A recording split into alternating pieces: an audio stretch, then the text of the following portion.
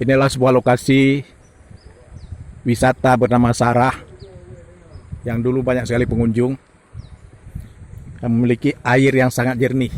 Nah, airnya sangat jernih sampai tanahnya pun bisa terlihat. Dalamnya sampai mungkin lebih 1 meter dalamnya ini, mungkin sampai 1,5 meter. Masih di tepi sungai, kayu-kayu pun yang tenggelam bisa nampak.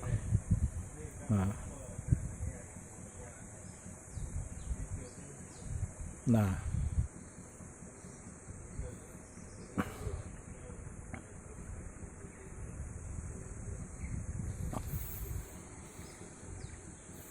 kayu-kayu yang tenggelam bisa nampak.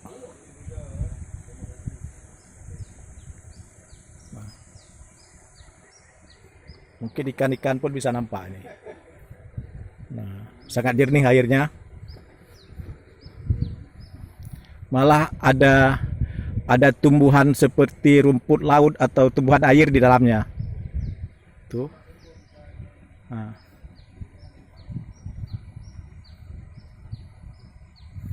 Ada sedikit tumbuhan seperti tumbuhan karang di dalamnya ini, di dalam airnya. Saya tidak tahu itu, tapi sepertinya seperti rumput laut atau tumbuhan karang di dalam air sungai. Nah, begini sungainya. Sungai ini berada tepat di bawah gunung, jadi dikelilingi gunung. Nah,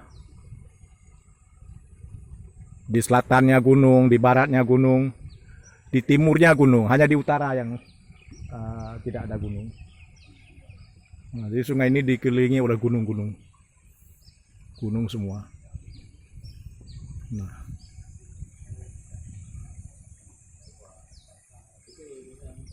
ini lokasi wisata yang tadinya ramai ini, tiap-tiap hari libur ramai, tapi ini sepi. Sekarang sepi. Sudah ditutup ini tempat pariwisata ini, sudah sepi. Pengunjung tidak diizinkan lagi masuk kemari. Nah, sepi.